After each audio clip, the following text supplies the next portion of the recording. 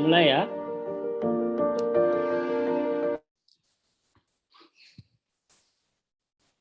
Bisa dimulai? Gas. Oke, baik. Monitor, Abah Anton. Yang sudah ada di room ada Abah Anton. Kalau Farhan masih belum. BA9 saya nggak lihat ada di-share ke grup nasionalnya. Kalau BA10 sudah. Ya, tanggung jawab. Padahal yang punya akun BA9 nih ya. Kalau BA10 sudah tiap hari. Nah, mulai dari kemarin pagi hari ini barusan juga di-share. BA9 sepi. Kasihan nanti nggak ada yang mau ta'aruf sama Pak Anton ya. Baik. Bismillahirrahmanirrahim. Assalamualaikum warahmatullahi wabarakatuh. Alhamdulillahilladzi arsala rasulahu bil huda wa dinil haq liyudhhirahu 'ala dini kullih wa kafa billahi syahida asyhadu an la ilaha illallah wa asyhadu anna muhammadan abduhu wa rasuluh rabbi shrah li sadri wa yassir li amri wahlul 'uqdatam min lisani yafqahu qawli amma ba'd. Alhamdulillah, puji syukur atas nikmat hidayah maunah waktu luang yang diberikan oleh Allah Subhanahu wa taala sehingga pada sore hari ini kita bisa berkumpul kembali walaupun masih virtual karena PPKM darurat diperpanjang sampai tanggal 9. Ini tak lain tak bukan adalah nikmat dari Allah, Tuhan yang Maha Esa. Salawat dan salam semoga selalu terlimpah curahkan kepada Nabi Agung, pemimpin idola sepanjang masa yang oleh Michael Hurt itu ditulis sebagai orang pertama dari 100 tokoh paling berpengaruh di dunia. Semoga kelak kita bisa berjumpa dengan beliau, mengikuti majelis-majelis beliau dan ya masuk ke jannahnya. Amin. Baik, agenda kita pada sore hari ini adalah santai saja. Memang ini sharing dengan siapa ya? Dengan award di LPDP ya yang sudah lolos, bahkan sudah ongoing sekarang kuliah. Acara ini dipersembahkan oleh Beasiswa Aktivis Nusantara wilayah Malang karena narasumbernya adalah penerima manfaat Beasiswa Aktivis Nusantara. Tapi saya yakin mungkin peserta bisa saja di luar circle-nya Bakti Nusa atau Yulit, bisa di luar itu. Nah, silakan monggo bergabung karena ini untuk umum saja. Nah, sebelum kita memulai, karena narasumbernya juga sudah hadir, kita bersama-sama ya, bagi yang muslim bisa mengikuti berdoa bersama saya, bagi yang non-muslim mungkin bisa berdoa menurut agama dan kepercayaan masing-masing. Bismillahirrahmanirrahim. Raditu billahi rabbah wa bil islami dina wa bi Muhammadin nabiyya wa rasulah. Rabbi zidna ilma warzuqni fahma. Semoga ilmu yang kita dapat sore hari ini bermanfaat, tidak hanya mungkin nanti mengantarkan kita mendapatkan beasiswa LPDP, baik di dalam atau luar negeri, tapi juga bisa menjadi pemberat amal-amal kita, termasuk yang minjemi Zoom-nya ini, termasuk yang menjadi narasumber, dan semua yang hadir, ini nanti bisa mendapatkan ganjaran, ya, karena ini menuntut ilmu, ya, ini untuk yang baik ya, mendapatkan balasan di surga nanti. Amin. Baik. Sebelum masuk mungkin perkenalan ya, tak kenal maka ta'arufan. Proses standarnya kan seperti itu ya. Nah, mohon maaf, tadi saya agak bermasalah di jaringan ya, jadi telat 2 menit. 15.30 seharusnya. Jadi perkenalan dulu, saya moderator yang akan memandu acara ini. Mas dan Mbak, Bapak Ibu, jika mungkin memang ada pertanyaan, nanti bisa ditulis di kolom chat di Zoom ini atau nanti langsung open mic ya, begitu sesi tanya jawab. Kalau sedang berlangsung materi, menurut hemat saya mohon untuk tidak diinterupsi. Jadi kalau mungkin wah keinget nih, wah ini jangan-jangan CV-nya nanti saya salah nih, saya mau daftar LPDP. Ini kan sudah dibuka ya, LPDP gelombang 2. Nah, kalau takut lupa, nanti monggo untuk ditulis dulu di kolom chat. Nah, nanti begitu sudah selesai sesi pemaparan dan sumber, nanti boleh kemudian dilanjut. Saya Solahuddin Al-Fatih, manajer beasiswa aktivis Nusantara wilayah Malang. Saya alumni LPDP dalam negeri, persiapan keberangkatan angkatan ke-44 tahun 2015, jadi 6 tahun yang lalu. Nah, yang akan menjadi narasumber kita pada sore hari ini yang akan sharing-sharing, kebetulan ini cowok semua ini ya. Qadarullah yang ada ya cowok semua ini yang baru dapat di Malang. Nah, ada Anton Agustiawan, beliau adalah alumni dari Universitas Negeri Malang, bukan Universitas depannya Matos ya. Nah, saat ini sedang menempuh studi S2 di dalam negeri ya di Kota Gudeg. Nah, nanti bisa tanya-tanya kalau yang pengen LPDP dalam negeri. Saya tak dalam negeri saja karena jurusan saya pendidikan bahasa Indonesia. Nggak perlu ke luar negeri. Wong mbahnya bahasa Indonesia itu orang Indonesia kok. Nah, misalkan seperti itu bisa tanya ke Anton ya. Kita panggil Abah ya, Abah Anton karena dulu ada wali kota namanya Abah Anton. Kemudian ya yang kedua akan disambung oleh Muhammad Farhan, ini baru lolos gelombang atau batch yang pertama LPDP tahun ini. Nah, ini kalau dari sejarahnya adalah alumni dari Universitas Brawijaya yang juga beramanah menjadi Presiden Eksekutif Mahasiswa atau BEM Universitas Brawijaya tahun 2020 yang lalu. Ya, alhamdulillah kalau Farhan ini lolosnya di luar negeri, kampusnya University of Edinburgh. Jadi kalau saya tidak salah mengikuti jejaknya nanti bisa di cross check ya.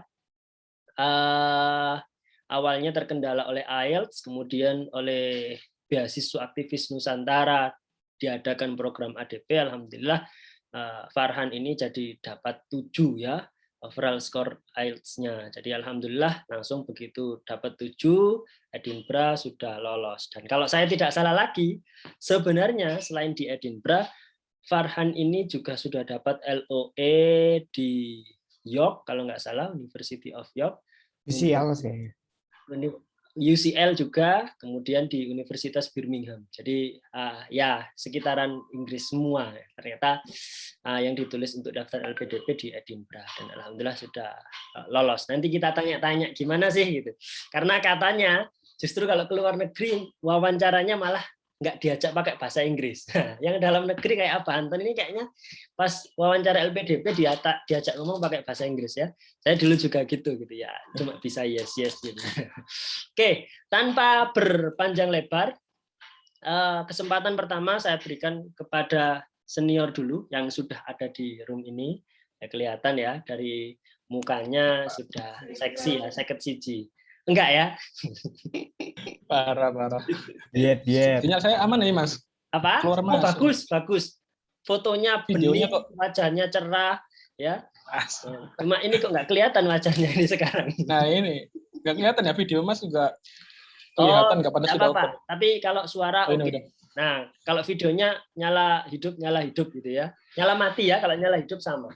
Oke, baik. Kesempatan pertama saya berikan ke Abah Anton. Silahkan mau sharing ngobrol aja boleh, mau sharing PPT boleh, based on pengalaman saja. Silakan, monggo. Iya. Terima kasih Mas Fatih sebelumnya. Assalamualaikum warahmatullahi wabarakatuh untuk teman-teman semuanya. Mas, ini jujur saya nggak nyiapin apa-apa loh, Mas. Nggak nyiapin PPT dan seterusnya karena memang rencana saya itu malah justru Farhan sesi 1 karena saya sudah 2019 sudah yang lalu lah. Mungkin sistemnya beda atau bagaimana. Jadi niat saya itu cuma sesi 2 nambahin Farhan lah sedikit-sedikit gitu nanti. Ternyata disuruh duluan. Ya, ada apa? Kalau mungkin masih ada portofolio dulu sempat daftar apa atau esai atau apa, mungkin nanti itu yang bisa ditampilkan kalau masih ada, atau bahkan kalau lembaran web saat login itu masih ada, mungkin bisa ditunjukkan untuk merasakan aroma gitu ya. Kalau punya saya sudah lupa saya username sama password login LPDP saya.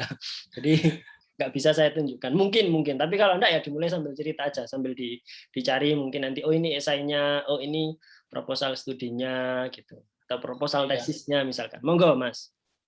Baik, sambil saya cari bentar, Mas. Iya, oke. Karena Farhan belum masuk ini nih, Mas ya? Apa? Farhan belum masuk. Bentar saya Cari Iya, sebentar, Mas. belum. Halo, Farhan, monitor? Belum.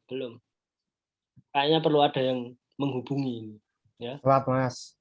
iya. Ini nggak ada kok di sini nggak ada. Jadi Masih sholat. nanti sholat. Iya masih baru Lagi sholat Oh, dia. masih sholat. Sholat. Ya. Kan di Banten Ya, kan. jangan mendengarkan ini, nanti sholat jawab gitu. Ya, saya kan berbahaya ya. Oke, Mas. Ini udah ketemu deh. Oke, sip. Saya Santai share aja. screen dulu deh. Sudah jadi co-host kan? Bisa. Udah. Bisa. Siap. Ya, oke. Ya kalau Ya, boleh nggak cuma di-share sih, nanti kalau bisa dibagi kalau diizinkan. Oh ya nggak apa-apa. Siap. Oke, Untuk coba teman-teman boleh semua. Oke. Ya mungkin untuk ngawali sebentar mungkin ya teman-teman. Jadi karena saya itu lulus 2019, terus ngambilnya 2020. Jadi kemarin setelah tanya Farhan ternyata ada beberapa penyesuaian gitu ya di tahun seleksi 2021 ini, termasuk kemarin ada TWK seingat saya itu. Karena teman saya juga ada tanya-tanya juga kan ke saya, ternyata seleksinya ada seleksi, kalau pertamanya itu hampir sama, ada IC, ada rencana studi, proposal studi, terus rekomendasi itu ada, terus nanti sertifikat bahasa Inggris TOEFL atau IELTS itu ada.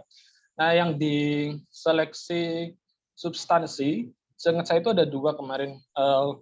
Saya dapat infonya dari Mas Raffi, itu juga dari Mapes UPI juga. Ada seleksi tes substansi akademik sama seleksi TWK, ada tambahan ya. Kalau di saya dulu itu seleksi substansi akademik itu ada 3 teman-teman. Jadi ada seleksi TPA, terus ada seleksi tes kepribadian sama essay on the spot selama 30 menit ya. Jadi nanti kita dikasih topik gitu ya, topiknya random. Terus kita disuruh ngetik dalam waktu 30 menit itu kita dapat topik apa. Terus kita disuruh menjelaskan atau memberikan solusi dari topik yang diberikan itu. Nah, sepertinya kemarin nggak ada. Mas, saya potong. Kenalan dulu dong. Nah, kan Ya Allah. jadi nggak Sampai kenal lupa kan? ya, Mas. Alumni mana, namanya siapa, asal mana, status single, duda atau perjaka gitu kan? Enggak. Ya, baik, Mas. Nama saya Anton, teman-teman bisa panggil Anton saja. Asalnya dari Mojokerto. Saat ini sedang semester 3 ya, ongoing semester 3 di Universitas Negeri Yogyakarta. Jurusannya teknologi pembelajaran atau teknologi pendidikan ya, lebih umumnya teknologi pendidikan. Jadi berkaitan dengan kurikulum, media pembelajaran, terus intinya fokusnya untuk menyelesaikan masalah dalam bidang pembelajaran. Asalnya dari Mojokerto. Mungkin itu, Mas. Kalau dijawab single atau belum ya sudah kelihatan lah wajahnya kurang bahagia, jadi mungkin single. PK berapa, Mas? PK berapa? Ya, saya PK 165 di tahun 2019. Kebetulan daring, jadi memang kurang terlalu bondingnya kurang terlalu kerasa. Kalau Mas Sati dulu offline itu enak. Aduh, saya daring, jadi tugasnya banyak, tapi kita nggak bisa akrab ya sama ordi yang lainnya. Padahal saya dulu pengennya offline, biar bisa kenalan dan seterusnya. Siapa tahu ketemu jodoh kan? Kalau saya dulu offline, Mas, dapat dilatih sama tentara juga gitu, kayak apa ya? Kayak wawasan kebangsaannya sama tentara gitu. Jadi, dilatih tentara. Asik sih. Bondingnya kuat ya, Mas ya. Iya. Monggo dilanjut. Itu Mas Farhan juga sudah hadir. Oke. Nah, berarti nanti setelah ini Farhan nih, Mas ya. Iyalah, masa saya. Monggo. Ya, baik. Itu di waktu saya ya teman-teman ya, di waktu seleksi saya di 2019. Cuma nanti lebih detailnya nanti bisa ditambahkan oleh Mas Farhan juga ya. Tapi secara umum, secara garis besar ada 2, ada seleksi substansi akademik sama tes wawasan kebangsaan. Nah, di seleksi substansi akademik ini itu materinya tentang TPA, terus nanti coba Farhan ditambahin ya, karena mungkin saya juga kurang update di tahun terbaru. Nah, di TPA ini mungkin hal-hal yang perlu dipersiapkan kalau menurut saya ya, jauh-jauh hari itu yang paling penting adalah proposal studi sama rencana studi. Di tahun ini saya rasa juga masih tetap ada untuk itu. Farhan masih sudah on nggak ini ya? Iya Mas, kenapa Mas? Proposal studi sama rencana studi masih ada ya? Masih Mas, tapi paling iya, Mas, ya. kalau S2 mah nggak pakai rencana studi. Apa bedanya? Kan kalau S2 cuma ada esai kontribusi lah sama personal statement, tahun ini ada yang baru. Oke. Doang. Jadi kalau yang rencana studi cuma buat doktoral doang gitu. Oke, doktoral doang. Jadi tetap ada proposal studi. Sebenarnya ini enak dan anaknya Farhan dulu nih. Apa Farhan duluan nih kayaknya nih. Soalnya kalau takutnya nanti ada beberapa hal yang sedikit berbeda atau teknis dengan tahun pada waktu saya seleksi. Mungkin Farhan duluan deh. Bisa Ya. dijelaskan kemarin seleksinya kira-kira yang berbeda dari tahun saya itu apa gitu. Ya, monggo, boleh, monggo. Silakan, Mas. Mas ini mohon maaf ya, saya juga tadi datang terlambat. Saya salam dulu ya. Assalamualaikum warahmatullahi wabarakatuh. Waalaikumsalam warahmatullahi. Perkenalan, alumni mana, dapat kampus mana? Iya, nama saya Muhammad Farhan Aziz, panggilannya Farhan, alumni, belum alumni. Saya alumni Universitas Brawijaya, jurusan akuntansi, dan sekarang ingin melanjutkan kuliah di S2, jurusan kebijakan publik di Edinburgh University, Scotland, dengan LPDP reguler. Dan juga kebetulan menjadi bagian dari penerima manfaat beasiswa aktivis Nusantara angkatan 10. Ini Mas, saya ada PPT sih sebenarnya, ini saya tampilin atau gimana ya? Boleh banget. Boleh itu ya? tadi emang si Anton duluan aja. Saya kan sampingan aja ini sebenarnya. kompeten memang. Oke. Silakan Mas, monggo. Oke, terima kasih. Saya Kayaknya sudah sering ngisi nih. Makanya sudah ada. Iseng aja sekalian, nanti malam juga ada soalnya Mas. Nah, kan bener kan? Iya, enggak apa-apa. Ya. Oke, saya izin share screen ya. Iya. Sip.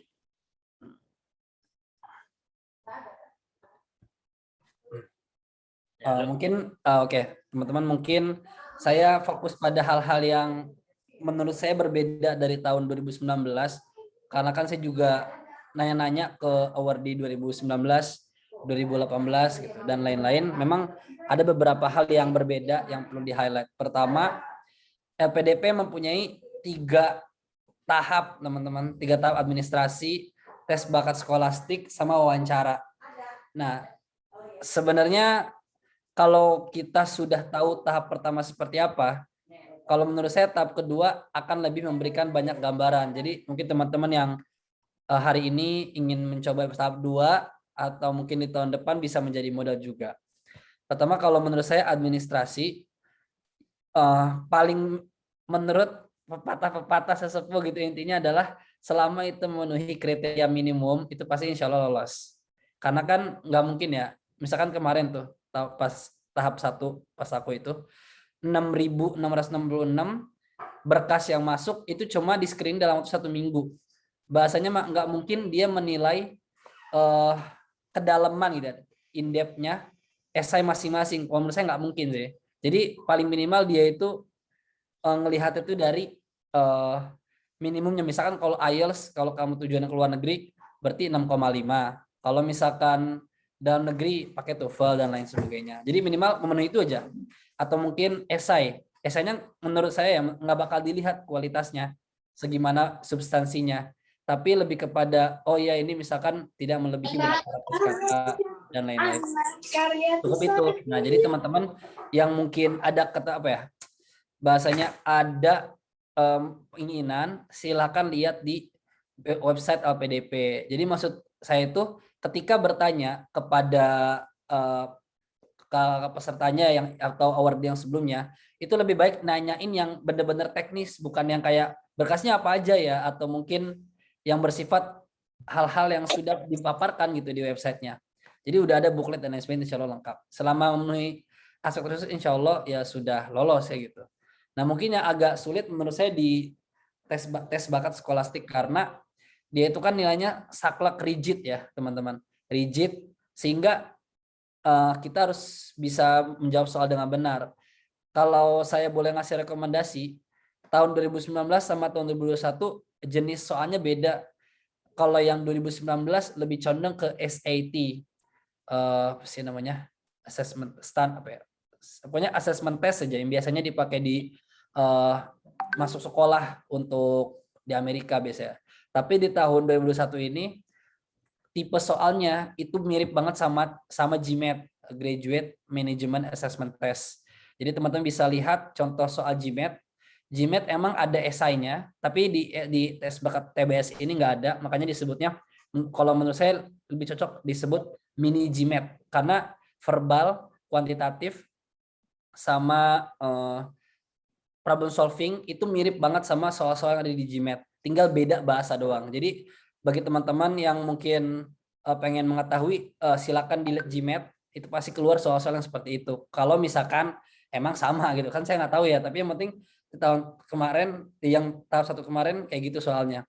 Dan komposisinya ada 60 soal, 23 soal verbal, 25 soal kuantitatif, dan 12 itu problem solving.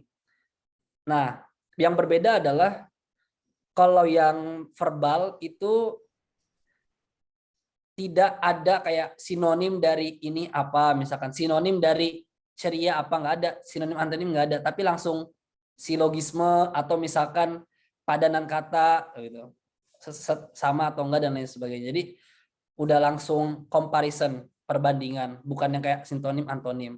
Berarti Itu di verbalnya. kayak tes TPA ya Mas ya? Iya, GRE Mas. GMAT itu kan TPA, Sama. kalau di Indonesia masuk SBM ITB itu kan gitu ya. Nah, itu. GRE GMAT. Jadi itu ya soalnya sih kalau umum mungkin TPA ya. Jadi nanti biar nggak bingung nih teman-teman mungkin yang nggak terlalu lazim sama GRE GMAT. Bisa diingat nggak kemarin soalnya apa sih gitu? Satu Ya, aja misalnya. contoh soalnya, misalkan di verbal. Kan kalau di TPA kan ada juga tuh yang sinonim antonim. Tapi kalau yang verbal misalkan apa ya? Burung sama dengan binatang. Burung titik 2 binatang sama dengan apa ya? Aku juga minta intinya kayak harus sepadan gitu loh. Saya agak lupa sih kalau soal kayak gitu tuh, yang verbal. Iya, oke. Jadi dapat. bisa dilihat sih, kayak nggak terlalu apal soalnya fokus soalnya. Tapi yang kedua ingat kalau yang matematika. Kalau matematika sih menurut saya masih dasar, misalkan X plus Y terus sama dengan konstanta X ditambah apa gitu. Masih dasar sih matematika bisnis dasar, terutama matematika bisnis ini, bukan matematika yang kayak anak IPA banget enggak. Dan terus kan 25 soal tuh yang kuantitatif. Itu enggak semuanya hitungan. Ada yang gini, misalkan dia bilang X premis mayor sama dengan sebagai disebutkan, Y premis minor sebagai berikut. Apakah dengan premis mayor dan minor telah menghasilkan kesimpulan yang cukup atau kurang? Itu jawabannya ya sudah cukup. B masih kurang penjelasan. C misalkan salah di bagian premis minornya gitu dan lain sebagainya. Jadi nggak semuanya hitungan. Makanya waktu pas saya kuantitatif tuh saya sejujurnya nggak selesai sampai akhir karena terlalu fokus pada soal yang pertama yang mana itu hitung-hitungan banget. Jadi saya baru selesai 22 soal, ya udah tiganya ngasal kayak gitu. Nah, kalau saran saya kalau emang strukturnya sama, kayaknya sih enakan ngejawab dari belakang karena yang belakang ini sebenarnya bisa dijawab gitu. Cuman ya karena waktunya nggak cukup ngabisin waktu yang di depan, terlalu fokus, dan kita kalau saya pribadi nggak ngelihat soal-soal yang terakhir kayak gimana. Jadi susah di awal lah intinya paling kuantitatif gitu. Dan kemarin soal betulnya itu sekitar 37/60.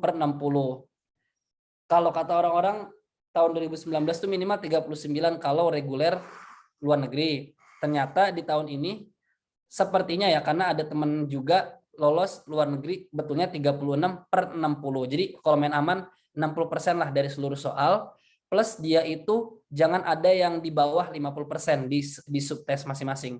Misalkan kalau di verbal kan 23 ya berarti minimal 12 gitu atau 13 gitu. Atau misalkan di kuantitatif misalkan jumlahnya 25 berarti minimal ya 12-13 gitu. Atau di verbal di problem solving minimal di atas 6 gitu. Jadi itu sih. Soalnya ada yang dia betul 36 tapi kuantitatifnya kalau nggak salah 8. Dia nggak lolos ya gitu. Nah, jadi kita nggak tahu sebenarnya parameter apa, tapi kita jaga-jaga aja berarti minimal per subtes harus 50%, overall itu harus 60% lah biar aman. Jadi kurang lebih tes bakat skolastik seperti itu. Dan kalau wawancara, kalau saya sih bingung ya ngejelasin wawancara karena online kayak gitu, dan saya nggak dapat feelingnya. Jadi jawab sejujurnya aja. Tapi Yang yang paling ditanyain, apa? yang ditanyain apa nih? Jadi nanti Pertamanya bisa dipelajari Mas polanya Ya. itu. Makanya nggak harus dapat dari satu orang. Sebenarnya sama sih semua beasiswa itu. Ini saya mau bongkar kartu ya. Jadi semua beasiswa itu sebenarnya clue-nya itu sama. Ya. Makanya harus bisa dapat titik kesamaan antara, misalkan saya belajar ke Farhan nih, sama saya belajar ke Anton. Oh ternyata dua orang ini ditanyain hal yang sama. Nah gitu sebenarnya. Nah, nanti kita dengar juga dari Anton kan, atau dari saya. Dulu saya juga wawancara kan, dapat wawancara. Nah gimana kemarin? Kira-kira apa aja sih yang ditanyain? Gitu. Oke. Kemarin jadi tuh kalau saya simulasiin ya. Jadi pertama kan beliau 2 orang ngejelasin rules and regulation dulu, bla bla bla, udah selesai. Beliau ya bilang welcome to the interview session, bla bla bla. Terus dia bilang please tell me about yourself in less than 5 minutes. Nah, kan saya ngejelasin tuh. Kan saya tujuannya luar negeri. Saya kira bakal full English gitu kan. Tapi setelah saya ngejelasin pakai bahasa Inggris yang di pertama itu, description of myself, itu beliau langsung ngomong bahasa Indonesia, tapi lebih ke arah hal-hal yang detail soal studi. Tapi studinya itu bukan soal kayak kamu kenapa milih Edinburgh, kamu misalkan kenapa LPDP, enggak, tapi lebih ke arah jurusan kamu tuh apa sih uniqueness-nya waktu itu. Kalau nggak salah dosen dari UGM kalau nggak salah itu tuh. Pak siapa lupa namanya. Beliau memperkenalkan diri. Jadi ditanyain kenapa kamu milih kebijakan publik di Edinburgh, apa yang membuatnya unik ya atau eksklusif dari kampus-kampus lainnya atau mungkin di Indonesia kayak gitu. Saya jawab waktu itu ya karena dia ada dosen dan course yang saya minati terutama tentang education policy, kebijakan pendidikan, yang mana di top public policy schools itu agak jarang. Di Oxford, LSE, terus juga di Cambridge itu nggak ada. Yang ada mungkin kalau di Amerika, yaitu di Stanford. Harvard pun dia lagi fokus ke economic issues or political issues ya gitu. Dan juga ada namanya Profesor Lindsay Patterson. Beliau menjadi tim transformasi pendidikan tinggi yang ada di Scotland kayak gitu. Nah itu menjadi salah satu jawaban yang ya lumayan membuat beliau convince kayak gitu. Nah itu salah satu ya. Terus mungkin yang agak sulit juga ngejelasin kira-kira kamu pengen riset apa gitu. Saya nggak paham ya karena kan saya dari awal udah bilang saya ya belum ada tujuan tapi nggak masalah jadi dosen gitu. Tapi beliau mungkin mengarahkannya saya ke sana. Beliau bilang kamu nanti pengen riset apa? Terus jelasin kan, saya ngebahas tentang youth unemployment di Banten. Jadi pengangguran pemuda yang ada di daerah provinsi Banten. Saya jelasin data-datanya dari BPS dan lain sebagainya. Nah, beliau lebih detail. Jadi apa ya? Kadang ada orang yang ditanyain umum tapi banyak, tapi ada yang ditanyanya dikit tapi dia detail banget gitu. Nah, itu saya ke bagian yang detail gitu. Beliau nanya kemungkinan apakah bisa solusi yang Farhan bawa dari Scotland untuk menangani youth unemployment itu bisa diimplementasikan atau enggak di Banten gitu. Terus siapa yang bakal nge-funding misalkan. Terus kira-kira ini udah pernah belum sih di riset gitu. Apa emang Banten nggak pernah ngelakuin hal tersebut gitu. Jadi kurang lebih yang pertama itu beliau ngejelasin tentang studi, lebih ke arah studi. Nah, kalau yang kedua yang ibu-ibu ngejelasin tentang nanya tentang personality. Misalkan Farhan maaf ya, saya nanya tentang keluarga kamu gitu. Nah, beliau nanya misalkan apa Mas? Psikolog kayaknya. Ya, kayaknya psikolog. Beliau nanya, maaf ini namanya agak personal katanya. Kamu anak keberapa? Katanya. 1 Bu, dari 3. Oh iya. Kamu kan dari SMP udah ngerantau ya. Kira-kira orang tua kamu ikhlas gak sih ngelepas kamu ke Inggris gitu kan? Sebenarnya saya bingung ya ngejawabnya, maksudnya ya saya juga nggak pernah nanya ke OD lainnya gitu kan tentang itu, yang paling fokusin pada studi gitu. Jadi ya paling penting jujur aja sih, jujur dan santai ngomongnya karena dan lebih menghadirkan nuansa-nuansa emosional kepada psikolognya bahwasannya kamu tuh benar-benar pengen gitu loh berusaha dan punya niat kekeh buat belajar super keras untuk berkontribusi ke Indonesia kayak gitu. Intinya itu sih dari yang psikolog gitu. saya yang penting tertarik jangan nih, Mas. apa? Saya Ya, Mas? tertarik nih. Di banyak kasus itu sebenarnya memang reviewer itu akan menahan kita untuk ngomong sebanyak-banyaknya. Kira-kira gimana sih kamu memulai memperkenalkan diri sampai kok reviewer ngomong udah pakai bahasa Indonesia aja, gimana coba? Kamu kemarin itu memperkenalkan dirinya kayak gimana? Masih ingat nggak? Memulainya dengan kata apa? Hello, my name atau apa gitu Ya, gimana? gini sih. Saya nggak paham nih maksudnya Kan ini apakah jadi awalnya campaign kan atau tadi enggak? awalnya Ya. kan kamu bilang ini lumrah sih. Di awal itu kan mesti ya. Sejak Ya. zaman saya tahun 2015 saya wawancara itu reviewer itu juga mesti tanya. Waktu itu kan saya kan luring. Bukan daring ya. Jadi ketemu Ya. langsung di ruangan di BKN di Surabaya ya. Gedung keuangan itu. Jadi tanyain, coba dong Mas perkenalkan dirimu. Tapi kamu pakai bahasa Inggris ya. Kalau saya dulu gitu. Dan sama sih sebenarnya saya dulu juga akhirnya nggak diajak ngomong pakai bahasa Inggris. Ya. Nah, kalau Farhan gimana memulainya memperkenalkan diri kok sampai akhirnya sudah pakai bahasa Indonesia aja gitu. Gimana memulainya? Kalau yang pertanyaan pertama kan itu pertanyaan umum dan sepertinya bakal ditanyakan bagi seluruh awardee, nggak semua tapi mayoritas. Makanya saya sebenarnya udah buat template Mas di awal tuh, misalkan kalau saya ditanya seperti ini, saya berarti jawabnya pertama nama saya siapa, nama panggilannya, umur saya berapa. Coba pakai bahasa Inggris dong, coba. Malu dong. Masa IELTS 7 malu, speakingnya juga 7. Coba gimana? Makanya saya pengen denger itu gitu. Ini bisa jadi keywords-nya teman-teman yang mau ke luar negeri menurut saya nih. Coba gimana? Jadi tuh yang paling pertama tuh sebenarnya saya lebih kebuka. Direkam lu padahal. Nah, sebentar. Kan jadi nggak fokus.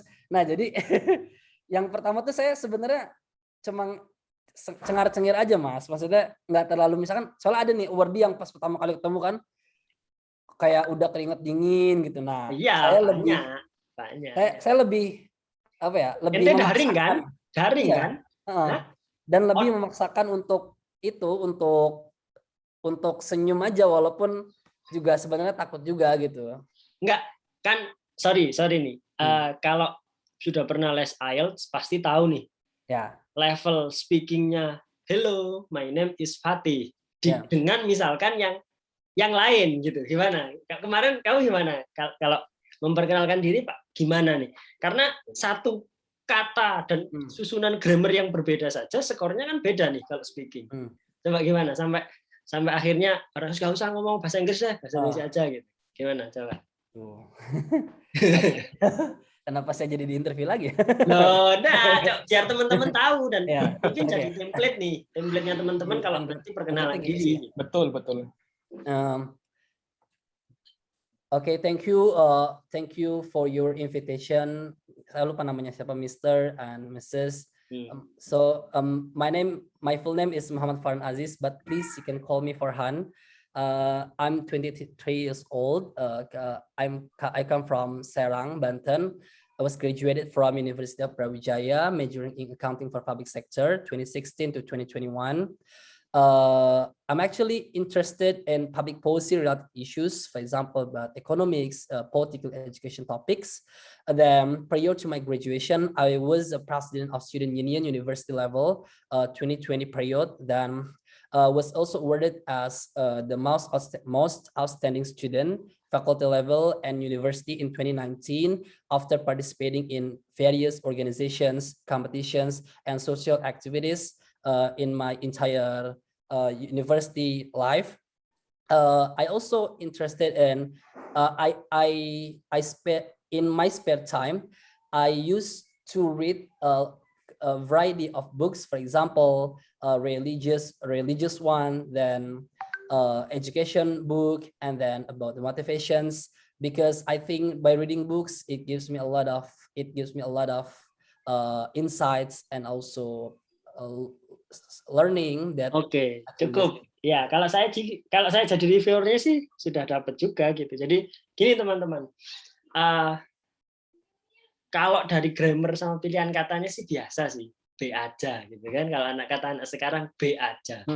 Tetapi ini sudah sangat mencakup full ya, padat banget ya CV atau resume yang disampaikan oleh si Farhan ini gitu.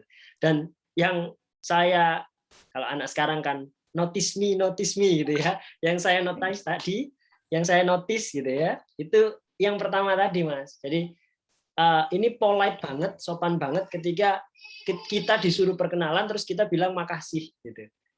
Ini bisa jadi catatan ya buat Mas, Mbak, Bapak Ibu yang mungkin nanti tertarik untuk daftar dan sampai fase wawancara. Ini polite atau sopan banget memberikan ucapan terima kasih gitu. Karena kita nggak tahu bebannya reviewer. Saya ingat dulu posisinya hari Jumat, saya interview itu setelah asar, jam-jam segini nih. Saya lihat sudah kayak jenuh, capek gitu kan reviewernya itu. Dapat terima kasih dari kita itu kayak seneng gitu mereka itu. Anak ini menghargai. Ya laki-laki ini kan kita kan manusia ya. Bagaimana cara menyentuh hati ya? Ada bukunya Abbas Asisi itu. Bagaimana cara menyentuh hati? Ya, itu bagus sih Mas. Menarik tadi cara ngomong dan ya kelihatan lah kalau speakingnya 7 ya. Yes memang Castistus beda dengan saya, Pak Anton gitu ya, Ton ya. Beda lah kelasnya. Iya, oke. Ini kemarin pakai apa Mas interviewnya, aplikasinya? Zoom. Nanti Zoom. dikirim di akunnya. Oh, Zoom ya? Iya. Oh, soalnya sebelum mulai batch 1 itu beberapa award di alumni itu kita diminta tiba-tiba dapat WA suruh mencoba sistem. Jadi mereka sedang mengembangkan sistem, kayaknya nggak keburu mungkin ya. Jadi mengembangkan sistem sendiri untuk include mandiri semua dari mulai seleksi awal, kemudian yang ini nih yang tes TPA, tes potensi akademik skolastik itu pakai apa? Pakai aplikasi. Oh, aplikasi. Lazim ditemukan, bukan? Aplikasinya ya, hampir sama kayak tes TOEFL. Tes TOEFL juga kayak gitu. Oh, pakai Proctor berarti? Ya, pakai Proctor. Oh, berarti harus menyediakan 2 kamera gini ya? Betul. Nah, kalau saya tuh kemarin cuma pakai laptop aja, nggak usah pakai Tapi HP. Kameranya nyala, betul? Nyala. Oh, kalau Proctornya TOEFL kan 2 nih Mas, harus kelihatan muka kita nih. Benar. Noleh dikit dikira ada contekan kan? Iya.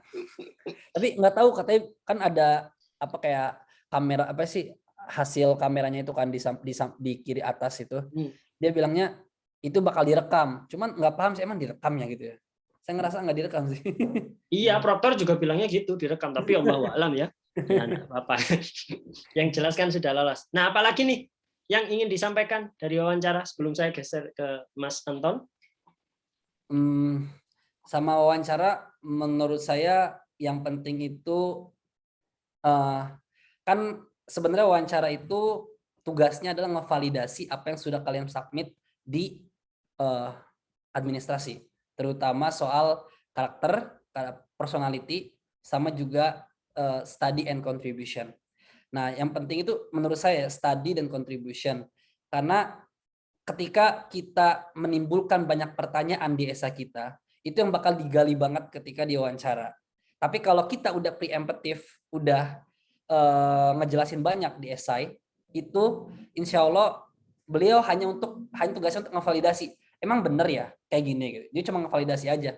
Tapi kalau misalkan banyak pertanyaan itu bakal dicecer. Kalau menurut saya seperti itu. Jadi ketika di esai dan bakal ngaruh ke wawancara, mending kalau misalkan pengen nulis esai kontribusi itu kalau saya pakainya pertama itu kalau kalian punya ideas pengen kontribusi apa, lebih baik ditekankan pada aspek pertama itu polanya pakai narasi dulu. Jadi kan ketika kita pengen menyebutkan masalahnya dulu terus berbicara tentang grand plan, itu harus masuknya lewat narasi dulu, yang mana membuat para reviewer itu merasa itu relate atau misalkan masalah tersebut emang exist dan perlu menjadi perhatian. Jadi narasi dulu. Yang kedua baru masuk ke dalam aspek problem identification, masalahnya apa, pakai SMART, specific, measurable, actionable, relevant, and time bound. Nah itu SMART. Baru masuk ke grand plan-nya seperti apa. Sebelum grand plan, prototype dulu, Prototype dalam artian misalkan kalian pengen menyelesaikan youth unemployment, tapi langkah kecil kalian seperti apa yang sudah dilakukan, dan itu bakal menjadi embrio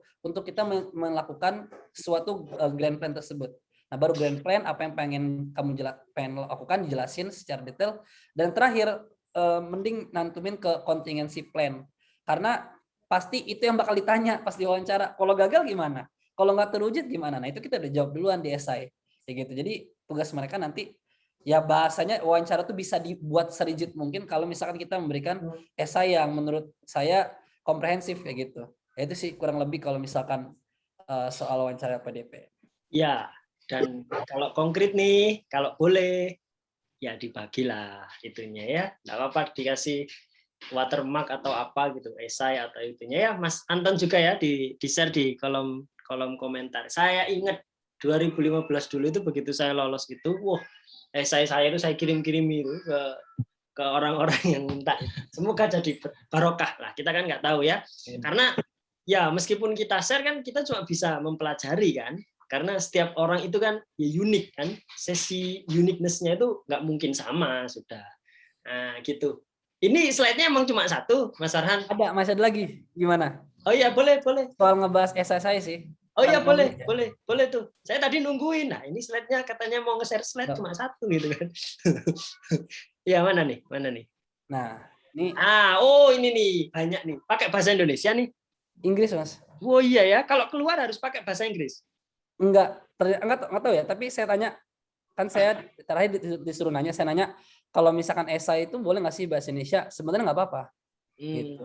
Jadi yang penting jelas pengen ngapain. Nah. Kalau zaman saya itu kan ada opini on the spot, Mas, sama kayak Anton tadi.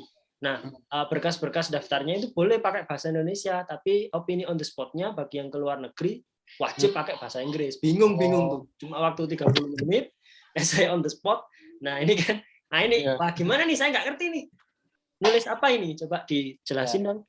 Jadi nanti tuh pas di pendaftaran dikasih, kamu tuh fill topiknya topik apa, terus ya topiknya misalkan kalau saya kemarin regional economic empowerment gitu. Jadi saya fokus pada penguatan ekonomi daerah gitu. Nah, jadi saya ngebahas tentang youth unemployment yang tadi saya sampaikan. Nah, kalau ngelihat dari esainya ada beberapa struktur yang perlu diperhatikan sih. Tapi karena kan kalau yang esai ini kan udah ada guidance-nya, sebenarnya lebih enak dari LPDP udah ada kan di bukletnya. Apa ya? Oke. Nah, jadi gini.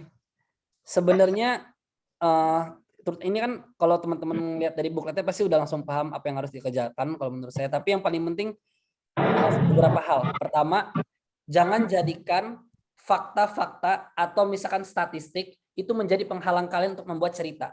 Esai itu adalah menurut saya narasi, cerita yang mana itu mengalir, yang original. Jadi jangan sampai hanya karena kekurangan data, kekurangan fakta, kalian nggak bisa mengembangkan atau bahkan harus mengubah cerita original kalian, gitu. Jadi kalau pakai tekniknya adalah selective presentation of fact. Dalam artian kita harus ngebuat ceritanya dulu, fakta mah bisa dicari dimanapun dan itu bisa dicari lewat sumber manapun. Jadi kadang pas saya dengar cerita webinar kemarin tuh ada yang stuck kayak, Kak, ini kalau misalkan pengen buat esai ini tentang argumentasi ini sebenarnya nggak ada tahu datanya, sebenarnya data itu kontradiktif. Nah, padahal tuh kita bisa menggunakan teknik selective presentation of fact. Jadi misalkan contohnya kalau selective presentation of fact ini, misalkan ya, kalau kasus yang mudah, misalkan daftar pemain termahal di Liga Premier, misalkan Manchester City, Chelsea, Liverpool, MU misalkan terakhir gitu ya misalkan. Nah, terus baru ada juga nih fakta di sampingnya, misalkan daftar pemain termahal menurut berdasarkan penyerang gitu. Itu pasti ada peringkat 1, 2, 3 dan mungkin bisa jadi City nggak lagi pertama. Nah, maksudnya kita pakai data yang mana yang memang sesuai dengan cerita kita gitu loh. Termasuk misalkan dalam parameter GDP, GNP itu kan dengan termin yang berbeda, framing yang berbeda itu pasti bakal menunjukkan statistik yang berbeda gitu. Kayak contoh saya nulis gini when coronavirus hit the entire world in 2020, I will never imagine its impact could worsen the past decade, such economic contraction by minus 0.74%. Nah, masalahnya adalah enggak semua badan statistik, bukan BPS ya, maksudnya think tank atau apa menyebutkan kita emang krisis 0,74 di quarter one. Ada aja misalkan think tank yang mana ya bisa aja pro-nya pemerintah gitu yang dibilang oh masih 2,6 kok gitu loh. Dan itu kan kalau 2,6 masih bagus gitu loh di kondisi pandemi. Jadi kita nyari yang lebih jelek lagi bahasanya ya. Ya untuk menggambarkan ini ada problem yang exist dan itu memprihatinkan gitu. Jadi ya maksudnya jangan terjebak pada hal-hal statistik. Buat dulu ceritanya, fakta bisa dicari sesuai dengan keinginan kita gitu kan. Itu sih itu yang soal fakta gitu. Nah, terus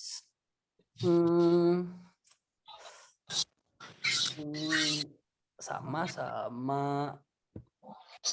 Nah, ini program yang pengen dijalankan. Mungkin bisa teman-teman lihat. Nanti saya bagiin deh soalnya juga agak sulit ngejelasin gimana. Tapi sama kok kayak guidance yang di LPDP gitu. Mungkin personal statement sih yang agak karena kan dia nggak ada template gitu ya. Jadi kurang lebih kayak gini, cuma 2 hal. Murni idenya Mas Farhan gitu kan, uniqueness-nya kan muncul di situ. Ratingnya Mas Farhan berapa di IELTS terakhir itu? Aduh, kecil Mas. 6, berapa? 6,5? 6. Oke, enggak ini kan jadi edit value ya, kalau speakingnya gede, nah tenang aja. Artinya LPDP itu melihat secara keseluruhan gitu, nggak hanya oh ini ratingnya jelek nggak usah masuk gitu kan. Nah itu. Ada lagi yang mau ditambahkan? Ini Mas, personal statement kan ada lagi tuh terpisah dokumennya. Dan kayak tahap kedua suruh lampirkan. Pertama tuh saya buatnya per paragraf. Yang pertama itu jadi personal statement adalah ibarat kata kita minta lah mohon ke LPDP buat nge-assess kita sebagai awardee-nya. Jadi kita nggak terlalu ngebahas soal kamu mau di kampus mana, tapi lebih kepada saya ini Farhan pengen nge-apply LPDP, tolong dong terima saya gitu. Makanya pertama itu inherent motivation, motivasi yang mendalam yang mana menjadi sebuah personal branding dari kamu yang akan dibawa dari mulai administrasi sampai wawancara. Misalkan saya bilang saya nge-apply LPDP gitu kan, karena saya tuh pengen gitu loh berada dalam circle orang-orang yang bener-bener juga pengen mengabdi kepada Indonesia gitu. Jadi jangan alasannya misalkan oh saya tuh pengen di-funded loh LPDP. Kalau menurut saya jangan sih, karena ya semua orang juga mau gitu kan. Dan yang kedua menjadi alasan besar utama LPDP ada ya karena pengen invest di orang yang tepat dan dia itu bisa berkontribusi gitu. Jadi ya yang menurut saya yang lebih lukratif, yang lebih inline dengan mission LPDP aja gitu. Dan termasuk saya bilang, oh saya tuh tertarik loh sama kebijakan publik dari saya SMA gitu. Dan itu yang pengen saya improve ya gitu. Yang kedua tentang exclusive value. Kira-kira kan kampus tuh banyak, itu cuma 1 paragraf doang sih. Kira-kira apa yang menjadi hal spesifik yang menjadi eksklusif? Saya bilang ada namanya Center for Science, Knowledge and Policy at Edinburgh. Itu membahas tentang economic unemployment juga fokusnya, yang mana selinear dengan kalian pengen saya selesaikan. Dan juga bisa teman-teman searching tentang kota yang pengen kalian tuju, misalnya Edinburgh. Saya searching ternyata ada bahwasannya Edinburgh itu dia itu Entrepreneur Hub of the Year in Great Britain 2016-2017. Dan itu bakal menjadi benchmarking yang bagus untuk kita implementasikan di Serang kalau misalkan dia pengen menjadi entrepreneur hub gitu, yang mana ya untuk memperkuat ekonomi daerah kayak gitu, inline dengan topik yang saya sampaikan. Terus what you have done in the past, kayak mata kuliahnya apa, terus apa aja akademiknya seperti apa. Jadi pengen jelasin bahwasannya kalau dari urutan awal ya, saya tuh pengen belajar gitu, saya pengen berkontribusi, saya tuh punya tujuan saya pengen ke Edinburgh. Nah, saya tuh nggak cuma sekedar punya tujuan kok, saya punya investasi yang udah saya lakukan sebelumnya. Saya waktu itu belajar ini, itu, dan makanya saya berusaha keras. Misalkan secara personal, saya dapat achievement ini misalkan. Baru yang kedua misalkan, saya tuh nggak cuma berkontribusi loh, tapi saya bisa memberikan impact secara kuantitatif, quantify your impact. Nah, di kondisi tersebut kalian harus ngejelasin, coba kasih contoh satu yang mana benar-benar eksklusif, yang mana itu maksudnya paling penting. Ya, makanya bisa pakai metode STAR, situation, task, action, and result gitu di sininya. Dan baru setelah saya punya effort, saya melakukan sesuatu secara kuantitatif, ada datanya, hasilnya, oh ada implikasinya kok, misalkan misalkan dari PPI ngundang BEM UB buat berbicara, gitu. Atau misalkan CNN ngomongin soal mini generations, atau mungkin saya juga kepilih di YLI dan lain sebagainya. Yang itu linear dengan kebijakan publik. Gitu. Baru saya bahkan sort of reflection. Gitu. Sort of reflection lebih kepada, kalau saya sih enaknya jangan terlalu membanggakan in the past, tapi lebih kepada rasa bersyukur bahwasannya kita tuh berkembang, ada hal yang kita perbaikin dan lebih baik ketimbang in the past. Dan saya maksudnya siap untuk menerima tantangan lebih besar gitu ya di masa depan. Dengan apa? Dengan kuliah lagi di negeri orang, misalnya di luar negeri atau di daerah luar gitu kan, ya untuk berkontribusi lagi ke Indonesia. Gitu. Itu sih. Nah ini soal kalau pemilihan negara doang kayaknya kan nggak terlalu itu. Tapi ya kalau misalkan kalian bingung pengen negara apa, kalau misalkan ada tujuan ke luar negeri, kalau kata saya sih paling gampang untuk milihnya adalah cari lingkungan yang paling enak, karena kita nggak mungkin kuliah setiap waktu, setiap hari, setiap menit gitu kan nggak mungkin. Kita ada jalan-jalannya, kita ada ketawa-ketiwinya gitu kan, makanya harus juga punya negara-negara yang mendukung. Kenapa Edinburgh? Soalnya dia masjidnya literally di depan Edinburgh Central Mosque, itu di depan kampus saya gitu. Jadi makanya saya pengen ke Edinburgh. Dan juga dia punya Scotland Muslim Community yang besar di sana. Jadi kalau saya pribadi sih makanya pengen kuliah di Edinburgh, karena ya secara akademik bagus, secara Islam juga diterima di sana dengan baik gitu. Dan juga dia kan Center for Islamic Studies, salah satu yang terbesar di Europe. Makanya saya pengen belajar, pengen tahu aja mereka seperti apa ya gitu. Jadi makanya menarik lah. Selain kotanya kota cantik kayak Malang gitu kan, mungkin hal tersebut yang bisa dijabarkan. Nah ini sih yang terakhir, kok ini kayak saya webinar, padahal sharing doang. Jadi waktu dulu pas saya semester 1, 2, 3, 4, sebenarnya nggak semanis itu ceritanya. Misalkan beasiswa LPDP atau mungkin Bakti Nusa atau sebelumnya juga ketua BEM, enggak, tapi kayak lebih banyak gagalnya gitu. Misalkan kayak contoh beasiswa PPA gitu ya. Apa ya, kalau di jurusan saya itu beasiswa yang receh gitu ya. Sejujur aja nih, bukan apa-apa, tapi ya karena nggak ada tes apa-apa, cuma ngandelin IPK, dan itu buat ngedapetin beasiswa PPA aja saya gagal gitu loh. PPA, BES1, Astra atau misalnya yang lain lah yang mungkin nggak setenal LPDP, itu saya gagal, dan saya kayak pertamanya muncul pesimisme, kayaknya nggak bakal lolos deh gitu loh untuk selanjutnya ya. Maksudnya yang PPA aja nggak lolos, apalagi sekelas yang harus besok keluar negeri gitu. Tapi ya bermodalkan optimisme aja lah gitu, bahwasannya ya coba kita habisin jatah gagal dulu, siapa tahu ke depannya bisa dapat kayak gitu.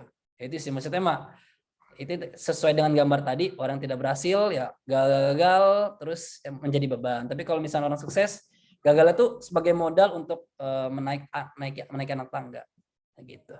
Nah, mungkin itu sih dari saya. Terima kasih banyak. Good. Ya, terima kasih, luar biasa, keren nih. Keren.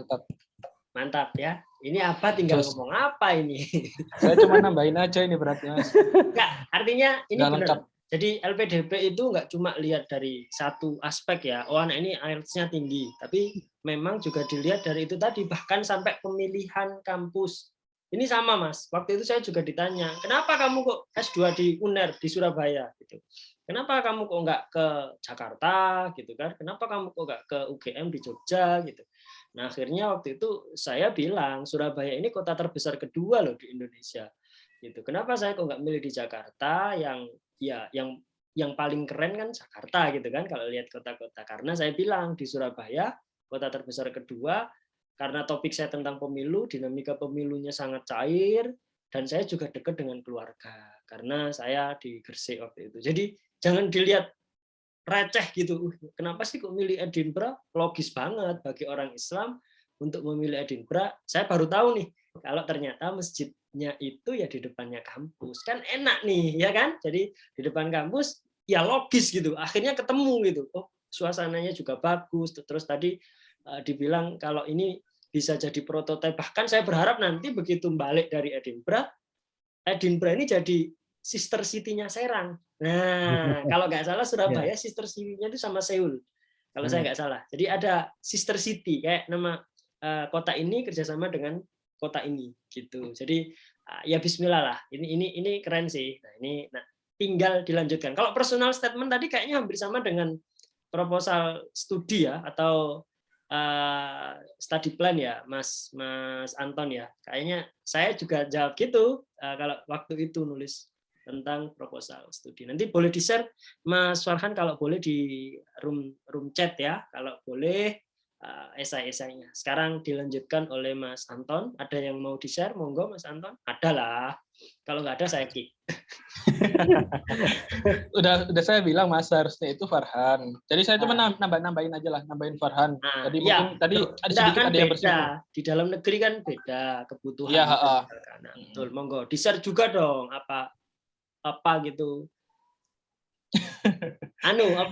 Isai ada esai. Masalahnya kan udah beda Mas. Yang Farhan itu kan ada rencana studi ya, yang ada tadi ya Farhan ya. Ya, oke, aku share yang rencana studi Mas ya. Proposal studi kan nggak ada. Jadi maksudnya aku nge-share pun nanti justru malah membuat bingung yang lain. Ya, benar. Sip. Ya, yang masih relate coba di-share. Siap, bentar. Kalau punyanya Farhan kan pakai bahasa Inggris nih, gitu. Saya juga nggak ngerti apa gitu kan. Kok nggak bisa share screen nih? Paham ya? Sebentar. Laptop Anda lol. Oh, ini ya udah.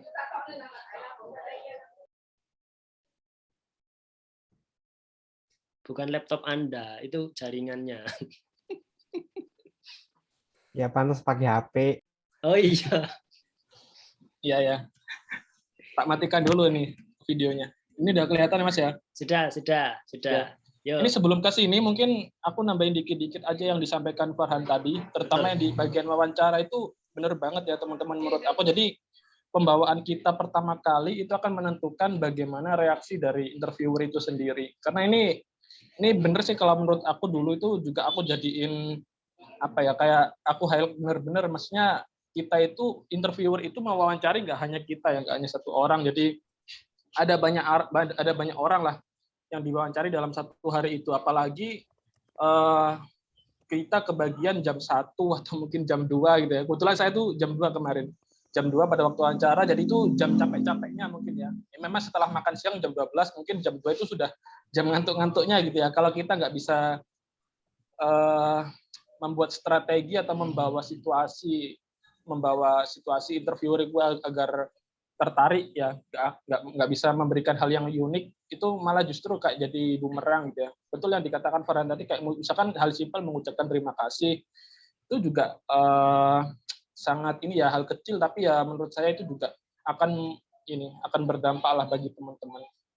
Karena kalau misalkan mungkin offline sama online mungkin berbeda ya, mungkin Masnya situasinya berbeda. Kalau saya dulu kan memang kalau offline itu di dalam gedung itu ada banyak orang, ada 10 atau 12 seingat saya di dalam satu ruangan itu. Nah, itu ada juga yang nangis, ada juga yang sedih dan seterusnya. Nah, itu teman-teman harus punya strateginya itu tadi. Terus ketika wawancara itu Mas, kalau saya lihat kayaknya polanya hampir sama. Ini maksudnya saya menyampaikan hal-hal yang sama saja ya. Hal-hal yang sudah disampaikan Mas Farhan tadi mungkin saya rasa bisa juga jadi catatan juga bagi teman-teman. Kalau di wawancara masih ada wawancara 1, wawancara 2 nggak Mas Farhan? Nggak Mas? Wawancara 1, 2 masih ada ya? Nggak ada, 1 doang Mas. Oh 1 doang ya. Kalau di saya dulu kan ada wawancara 1, 2, mungkin sudah dijadikan 1 sama TWK mungkin ya. Kalau di saya dulu ada wawancara akademik sama wawancara 2 itu berkaitan dengan kebangsaan gitu ya, dengan kebangsaan. Berarti kalau di akademik, berarti saya bahasnya di akademik ya. Kalau di akademik itu kan secara garis besar, tadi mungkin setelah ngucapin terima kasih dan seterusnya itu hal yang penting. Mungkin teman-teman juga punya strategi lain. Nah biasanya kalau saya itu nyusun, bener kayak tadi Farhan itu nyusun kayak plan gitu ya. Misalkan awal atau mungkin ketika ada pertanyaan ini kita jawab apa. Cuman kadang situasinya karena juga berubah sama seperti yang disampaikan Mas Wati tadi.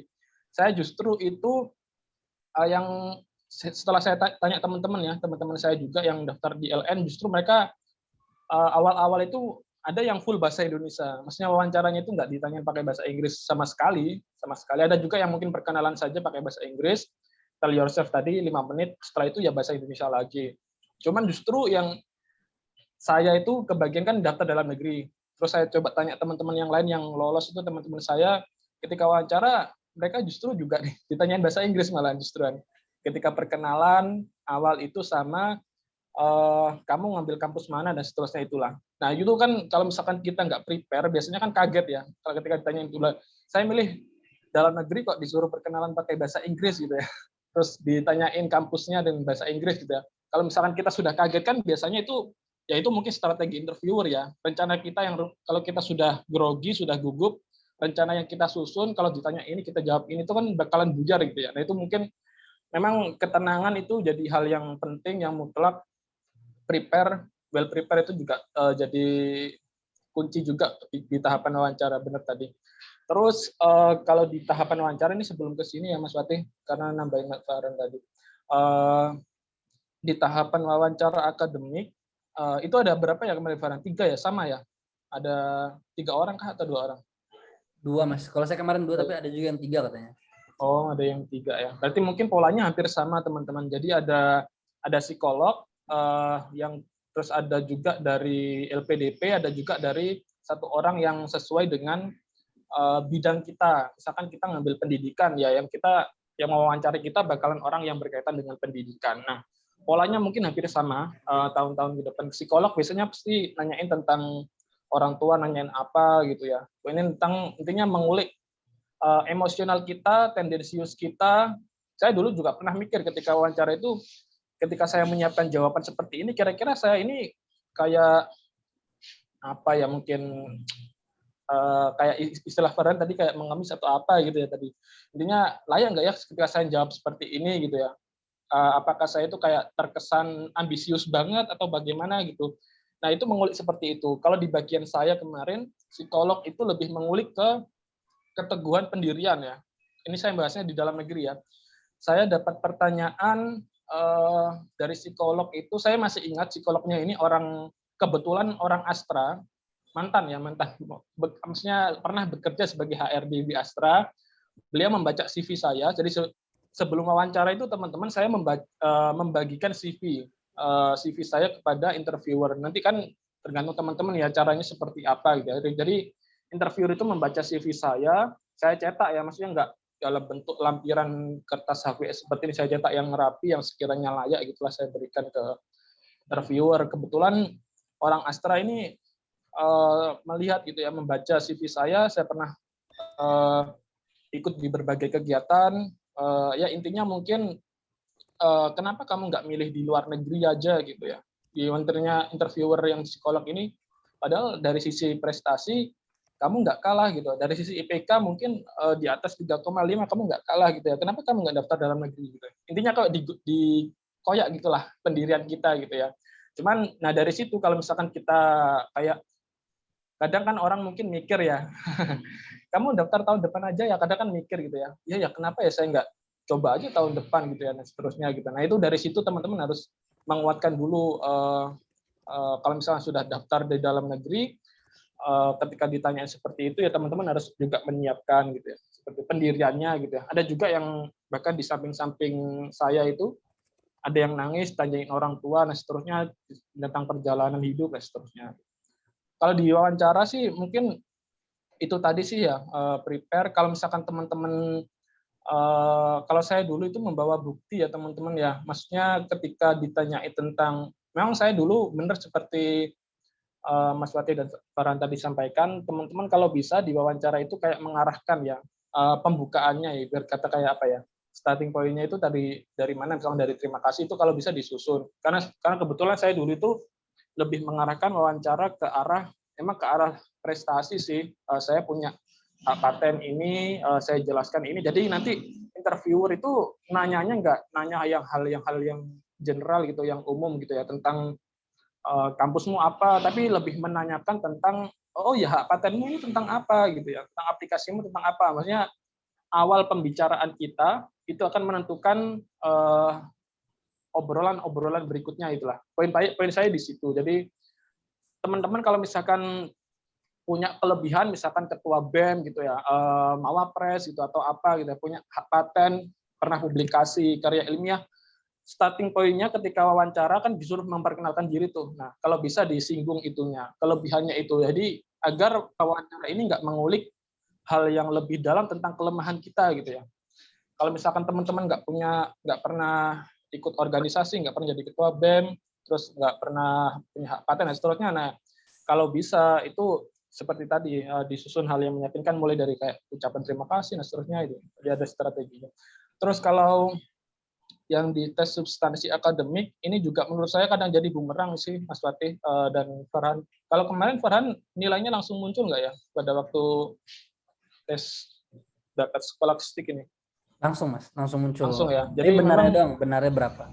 Oh, benernya doang ya. Oh, jadi memang LPDP itu sangat ini sih menurut saya sangat transparan juga sih. Kalau di tahun saya itu setelah tes itu kan di dalam gedung ya teman-teman ya. Di dalam gedung itu setelah tes ngerjain soal, itu di luar gedung itu sudah disiapin ini sih layar besar gitu, layar besar. Jadi kita tahu kita benar berapa, nilai berapa dari gelombang yang kita ikuti itu nilai kita berapa. Jadi memang itu nggak bisa diakali, maksudnya nggak bisa di apa ya, kalau wawancara kan mungkin kita bisa nyiapin strategi bagaimana kayak intinya menyiapkan pertanyaan ini, tapi kalau tes bakat skolastik atau TPA ini memang kita harus mempersiapkan diri, memang harus latihan sih, memang harus latihan. Dan saran saya kalau di tahapan ini teman-teman coba teman-teman itu jangan belajar sendiri sih, tapi ini ketahui tipe teman-teman itu seperti apa, apakah teman-teman itu akan optimal ketika belajar sendiri atau akan lebih mudah ketika belajar bareng-bareng. Nah, teman-teman coba cari tipikalnya itu seperti apa, karena memang kalau saya nih ya, contohnya saya kemarin itu masuk di grupnya Telegram sih. Kebetulan saya juga invite teman-teman yang satu jurusannya yang relevan dari jurusan matematika, fisika gitu ya. Ketika saya belajar sendiri tuh kayak ngerasa sulit banget gitu ya soalnya kok angel banget ini. Nggak bisa saya pahami ketika ketemu teman-teman yang dari jurusan matematika, ternyata soalnya nggak bisa begitu sulit gitulah, nggak sebegitu sulit. Jadi kalau misalnya teman-teman misalkan contoh tadi Farhan singgung tentang soal verbal ya, contoh-contohnya itu kayak misalkan gini, burung titik dua sama mobil misalkan ya, apa ini? Nah misalkan ada pilihan lagi misalkan terbang gitu ya. Kalau misalkan teman-teman biasanya ini juga soal-soal jebakan sih. Nah, korelasi kalau soal tadi ya, soal-soal korelasi. Kalau burung terbang, kalau mobil berarti apa gitu ya. Biasanya soal-soal seperti ini, kalau misalnya teman-teman nggak latihan juga sering mengecoh juga sih. Dan tipsnya kalau di soal-soal TPA ini betul tadi jangan ngerjain yang di depan, jangan terlalu fokus di depan, karena memang kalau di bagian saya dulu juga yang mudah-mudah itu justru di belakang memang. Jadi memang saya dulu ngerjakannya itu enggak mulai dari depan, jadi mulai dari belakang saya dulu ngerjakannya. Jadi ternyata yang belakang udah mudah gitu ya. Jadi ke depannya soalnya emang susah. Jadi kalau nggak kejawab 1-2 itu nggak masalah gitu ya. Jangan sampai yang soal yang mudah-mudah yang seharusnya kita bisa, kita justru kehabisan waktu gitu ya. Nah, itu mungkin kalau dari saya yang masih berkaitan ya. Terus yang masih berkaitan juga karena proposal studi itu nggak ada, tadi sempat disinggung Farhan juga ya, kalau proposal studi atau statement ya, personal statement itu menurut saya sih poinnya hanya kita harus jelas ya, smart tadi ya kalau misalnya dikatakan Farhan ya, jadi harus spesifik, harus terukur juga ya, terus sama ada time bound-nya. Intinya teman-teman itu kalau misalkan LPDP memilih kamu misalkan ya, memilih kita gitu atau teman-teman gitu ya, kalian itu mau punya rencana kontribusi seperti apa, itu dibuat jelas aja sih kalau menurut saya. Misalkan saya mau jadi dosen nih, nah tahun pertama misalkan setelah lulus kuliah atau mungkin 2 tahun ya ketika menjalani kuliah itu teman-teman mau ngapain gitu ya. Misalkan publikasi, terus katakanlah publikasi Sinta 2 itu berapa misalkan, terus publikasi di jurnal internasional itu berapa. Hal-hal yang seperti itu menurut saya harus dicantumkan di personal statement atau mungkin di rencana studi ya, di rencana studi. Karena simpelnya gini sih, simpelnya. Penyelenggara atau pihak seleksi ini itu kan butuh keyakinan ya, butuh keyakinan kepada kita gitu loh. Kalau misalkan kita itu orang-orang yang benar-benar siap gitu ya. Termasuk juga di rencana tesis. Nah, itu jangan sampai teman-teman ketika kalau di ini tadi ada isi kontribusi ya, isi kontribusi terus ada rencana studi. Nah, ini berkaitan dengan tesis juga sih. Jadi jangan sampai teman-teman itu kayak belum ada topik tesis apapun gitu ya. Minimal mungkin abstraknya lah, abstrak gambarannya tesisnya nanti di bidang apa, terus kenapa kamu mau memilih topik tesis itu gitu ya. Seperti itu harus disiapin, jangan sampai nggak ada. Kalau di rencana studi ini, saya juga kemarin ini yang dalam negeri ya, nanti mungkin yang LN nanti bisa minta ke Mas Yoran juga. Kurang lebih kalau di sini sih mungkin yang butuh effort ya teman-teman ya. Rencana tesis tadi dia harus dimasukin, paling nggak minimal lah, ya minimal judulnya atau mungkin sekilas lah gambarannya tentang apa. Kenapa kalian memilih, teman-teman memilih topik tesis itu? Misalkan ini di sini saya memilih topik tesis tentang augmented reality misalnya gitu ya, augmented reality gitu ya, rambu-rambu lalu lintas gitu ya. Nah, permasalahan apa yang sekiranya teman-teman ingin pecahkan gitu ya dengan tesis itu. Terus nanti kalau bisa dikaitkan dengan bidang studinya teman-teman. Misalkan saya jurusannya teknologi pendidikan gitu ya. Nah, topiknya jangan kalau bisa dikaitkan dengan ini, dengan bidang studinya teman-teman. Saya kan fokusnya di bidang media pembelajaran ya teman-teman ya. Jadi topiknya kalau bisa beririsan dengan itu. Ataupun kalau misalkan ada topik yang judulnya atau mungkin sedikit berbeda, asalkan ada korelasinya yang nyambung, itu nggak masalah sih. Itu, oh ya, terus setelah itu, ini kalau bisa, ini kemarin saran sih yang saya terima, nanti teman-teman bisa lihat contohnya Farhan atau mungkin yang di dalam negeri. Yang paling penting ini SKS ini sih. Ini menurut saya kalau kita menunjukkan kalau kita itu orang-orang yang benar siap gitulah. Saya sampai niat sih sampai minta SKS kurikulumnya di kampus tujuan. Ya saya kalau misalkan teman-teman di websitenya kampus tujuan itu nggak ada, teman-teman bisa email ke ketua jurusannya gitu ya. Nanti pasti akan dikasih. Nah, kenapa ini saya sampaikan? Sebenarnya ini sebagai rasionalisasi sih teman-teman. Rasionalisasi kenapa saya milih UNY gitu ya. Kenapa nggak di UNJ aja atau di UPI? UPI kan bagus gitu ya. Jadi jangan, ya betul tadi seperti yang disampaikan Farhan juga sih, alasannya kita harus punya alasan yang kuat gitu ya, jangan sampai yang nyambung lah kata Mas Fatih tadi. Nah, kenapa nggak milih di UPI gitu ya? UPI itu konsentrasinya, kalau saya dulu ya, UPI itu konsentrasinya itu di bidang kurikulum, nah, UNY itu di bidang media pembelajaran. Nah, pasti kan kayak LPDP itu kan kalau kita ngomong punya dasar atau landasan, punya bukti itu kan lebih kuat gitu ya. Apa buktinya kalau UNJ itu fokusnya di media pembelajaran? Ya saya sampaikan saya pernah minta silabusnya, ada beberapa mata kuliah yang nantinya ketika saya kuliah itu akan menunjang skill dan kemampuan saya di bidang media pembelajaran ini ya. Ada topik misalkan di sini ada desain pembelajaran dan seterusnya, pengembangan media dan seterusnya. Jadi saya sampai nyari semester berapa mata kuliah itu dan berapa SKS, berapa jumlah SKS-nya gitu ya. Itu menurut saya menunjukkan kita kalau siap teman-teman ya. Kadang kan mungkin ketika membuat narasi menurut saya boleh, cuman mungkin beberapa perlu disampaikan hal-hal penguat gitu ya, agar LPDP itu yakin kalau teman-teman itu orang yang siap, yang visioner, yang intinya kan kadang S2 itu kan singkat ya teman-teman masanya ya, 2 tahun gitu ya. Dalam 2 tahun itu kalau misalkan teman-teman belum ada gambaran tesis, belum ada gambaran nanti penelitiannya seperti apa, belum lagi kan nanti di S2 juga kita dituntut, kalau di Indonesia itu kan kita harus nerbitin jurnal Sinta 2 ya minimal ya, satu untuk sebagai syarat untuk lulus gitu ya. Jadi kalau misalkan kita nggak prepare, LPDP juga nanti kurang yakin untuk mendanai kita gitu ya. Ini anak bener nggak kalau misalkan kita kasih beasiswa dia bisa lulus tepat waktu dan seterusnya gitu.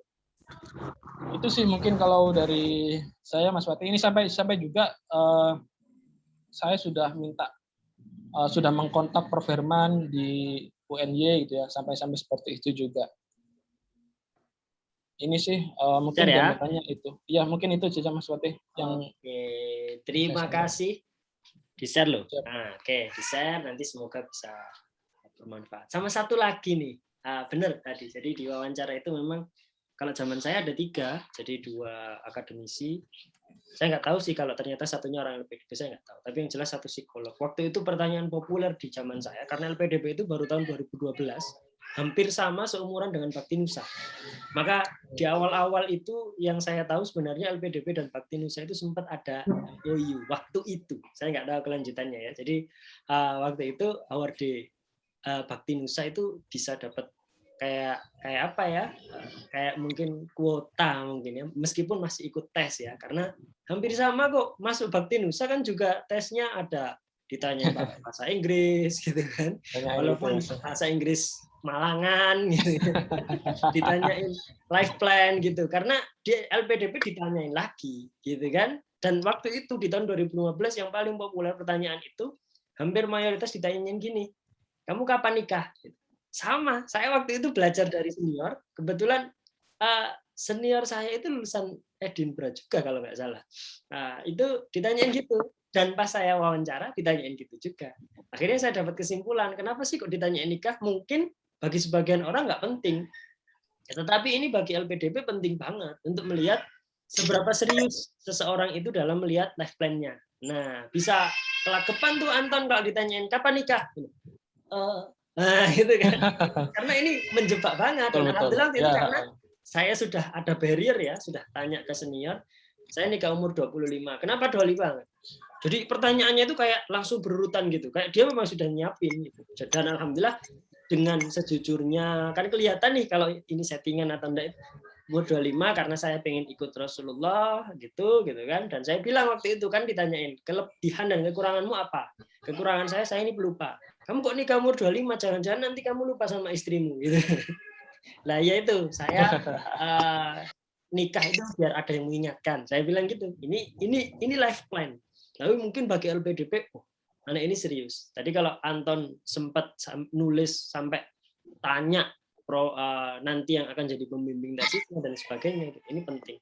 Kalau Farhan sampai nyari ternyata masjidnya Edinburgh itu ada di depan kampus, ini kan luar biasa gitu kan. Nah silakan. Tunjukkan kalau serius Mas ya. Iya betul. Jadi sebenarnya bisa dipelajari kok gitu. Ayo bisa lah insya Allah teman-teman yang hadir di sini ya, ada yang sudah tes TOEFL itu ada Sania sama Elmi nih kemarin. Sania mau S3, Elmi mau S2 ya. Kita doakan nih lah ya sama-sama Bakti Nusa gitu. Nah, silakan langsung saja open mic monggo. Ya sampai jam 5 lah. Ini masih ada waktu 10 menit. Silakan mau bertanya ke siapa, untuk siapa, monggo. Langsung. Ada? Izin bertanya boleh tidak? Ya, boleh. Monggo, silakan. Sebelumnya perkenalkan, nama saya Ovan Gifari. Saya dari mahasiswa Ekonomi Islam Fakultas Ekonomi Bisnis Brawijaya. Baru aja lulus bulan Juli kemarin, tanggal 28 baru yudisium. Saya ingin bertanya ya terkait kepada Kak Farhan khususnya, karena memang ketertarikannya sama seperti saya juga ingin melanjutkan studi saya S2 di UK juga, tepatnya di tempat kelahiran saya dulu di Birmingham. Saya ingin bertanya sih ke Kak Farhan, ini kan yang di masalah di requirement yang harus diperlukan sebagai bentuk kemampuan berbahasa Inggris, kan di situ di bukletnya ditulis bisa PTE, academics atau TOEFL IBT atau IELTS kan. Nah, dan dari Kak Farhan sendiri ini ngambil dari IELTS seperti itu. Nah, yang sebenarnya saya masih bingung, yang kan saya coba juga untuk ngeriset di setiap kampus-kampus itu, sebenarnya mereka dari untuk international students itu mereka punya requirement sendiri gitu untuk standar minimal mereka seperti itu. Nah, karena ditentukan kalau sama dari LPDP itu minimal 6,5 kayak gitu, tapi seperti yang saya lihat kalau di yang ada di accounting sama finance yang ada di Edinburgh sendiri itu dia harus 7 gitu minimalnya. Nah, itu sebenarnya itu bakal ngefek atau tidak ya Kak ya gitu, atau nanti sebenarnya nanti pengaplikasiannya nanti setelah pada saat minta LOA gitu. Terima kasih. Oke, terima kasih. Farhan jangan jawab. Ya, saya ngambil IELTS kayaknya dapat dikasih Bakti Nusa tes gratis gitu. Jangan ya. Karena nggak semua Bakti Nusa nih, nanti nggak enak. Si Anton itu kan juga dapat ADP tuh waktu itu di Pare. Nah, silakan Mas Farhan. Kalau nggak salah Farhan dapat LOE dari Birmingham juga ya, kalau nggak salah nih. Silakan. Ya kalau yang ketentuan bahasa tuh tergantung Mas kondisinya. Jadi LPDP kan sebenarnya nggak mensyaratkan LOA. Ketika submit LPDP dan dinyatakan lulus LPDP itu nggak harus wajib ya, nggak wajib ada LOA. Namun kalau misal case-nya kayak saya, misalkan apply di Mei sampai Juli, terus pengen langsung berangkat September, itu menurut saya harus nyari yang ketentuan bahasa Inggrisnya paling tinggi, yaitu Edinburgh harus 7. Kan kalau LPDP 6,5 kan. Kenapa seperti itu? Karena biar Edinburgh sudah masuk, ya LPDP sudah otomatis masuk, karena kan di atasnya. Kayak gitu. Jadi maksudnya biar sekalian aja gitu. Ataupun misalkan kan LPDP 6,5 kan dalam artian paling umum ya diterima di Inggris gitu. Ya udah cari mungkin kalau misalkan itu kampus lain aja yang enggak 7. Sebenarnya gini sih kalau soal English requirement, kalau misalkan 6,5, kalau misal kamu udah 6,5 terus di kampusnya 7 misalkan, itu sebenarnya bisa dinegosiasi. Namun hasilnya bakal lebih lama kayak gitu. Dan itu kayak tidak menghasilkan ketidakpastian yang mana kamu tuh dikejar-kejar waktu. Kalau misalkan kayak waktunya saya gitu loh, dari Mei tiba-tiba September langsung berangkat, itu kan singkat banget gitu. Tapi kalau misalkan belum punya LOA, misalkan masih belum IELTS 6,5, itu kan eligible buat LPDP misalkan. Ya udah kamu daftar LPDP dulu, nanti selama perjalanan misalkan berangkat tahun depan berikutnya kamu kejar IELTS-nya. Misalkan dapat 7,5 kalau misalkan pengen di Oxbridge gitu. Nah, itu bisa dikejar jadi nggak fleksibel aja tergantung situasi. Kalau misalkan kayak saya mending langsung memenuhi syarat di kampusnya aja gitu. Cukup Mas, nggak cerita tentang Birmingham. Tadi katanya pengen ke Birmingham tuh. Gimana kemarin dapat LOE di Birmingham? Oh iya, jadi kemarin sih juga dapat MPA ya, Public Administration di Birmingham. Yang agak ribet tuh itu sih recommendation-nya karena kan saya udah ngirim beberapa kampus ya, LSE ya, Birmingham ya, terus York ya, itu pakai recommendation letter, reference letter lah. Nah itu kan perlu minta ke orang yang berbeda. Kenapa? Karena saya nggak mau ngerepotin satu orang doang gitu. Misalkan saya minta ke Prof. Erani ke 5 kampus, ya dia juga males gitu. Kalau banyak banget gitu kan. Jadi cuma gara-gara beda doang. Tapi ternyata gini sih, di Birmingham kan ada reference letter. Kirain saya harus dosen kita gitu ya, tapi ternyata dosen lain bisa yang akademik. Jadi kemarin itu saya nyantumin ada Bang Berli, beliau panggilnya Bang Berli lah, dosen UI, Direktur Riset Indef. Beliau mau kan ngasih reference letter ke saya karena waktu itu kenalnya di HMI waktu itu pas LK2 gitu kan. Beliau bilang, "Oh, kalau misal luar negeri bilang saya kasih reference letter." Saya ingat itu tuh. Ya udah, saya minta ke beliau. Ternyata masih di-accept gitu loh sama Birmingham walaupun beda kampus dan ya sebenarnya nggak pernah diajarin gitu loh. Nggak pernah secara kalian nggak pernah diajarin gitu sih. Oke, nanti mungkin di share ya. Ini satu fakultas kan ya? Iya kan? Iya kan? Iya Pak, benar Pak. Oh, beda angkatan atau sudah kenal nih Farhan? Enggak? Angkatan berapa? Angkatan 2017 kalau saya. 17. Di bawah jadi di bawahnya tahun. Ya. Oke, ya. Bismillah. Semoga bisa ya. Cukup pertanyaannya terjawab? Cukup Pak, terjawab. Jadi memang sebenarnya lihat requirement-nya berapa dari kampusnya gitu Kak ya. Baru nanti bagus sekalian ngambil tinggi biar kondisionalnya lebih bagus. Iya betul. Enak ngambil grade yang tinggi kan? Nanti biar bisa selanjutnya. Lu berarti Farhan ini September besok berangkat nih? Iya, insya Allah tanggal 9 Mas.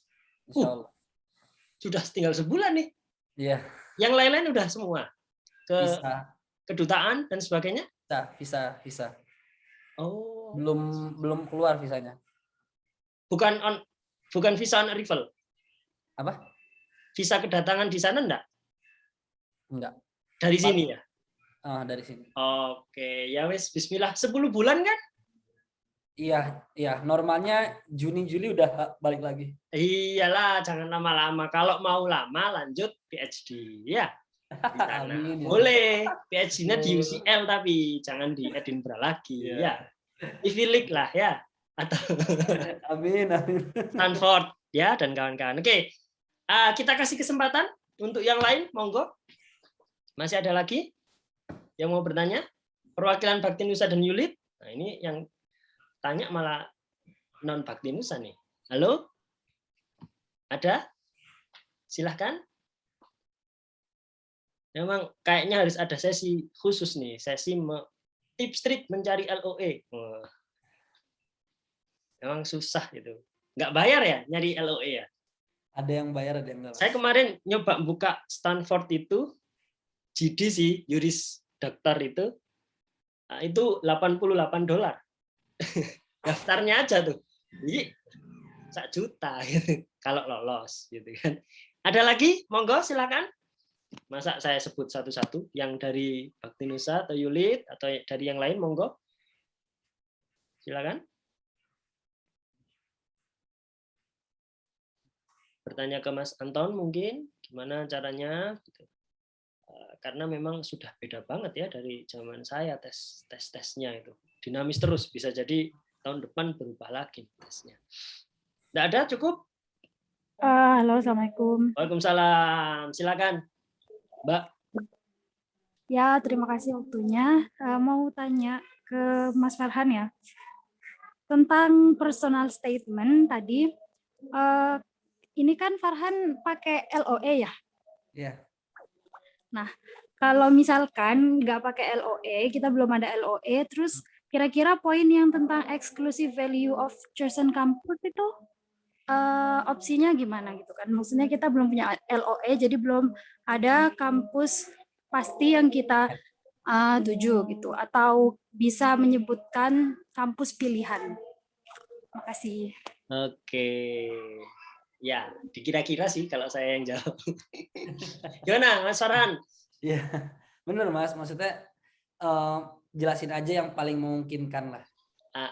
Yang kita pengen ya, Ya, misalkan yang kita pengen Mbak Elmi pengen dibikin. ke Unimelb atau Sydney gitu ya. Elmi ini katanya mau ke Aussie gitu ya. Amin. Nah, misalkan kalau pengen ke sana ya dikira-kira saja. Oh, Unimelb itu di Melbourne, terus ini ada kanguru gitu kan ya. Misalkan ya. Jadi tapi benar sih katanya Anton tadi, jadi harus kayak dikepoin ya. Jadi Anton tadi kayaknya belum dapat kampus kalau ceritanya Anton ya. Saya nggak tahu. Kalau saya dulu juga belum dapat kampus.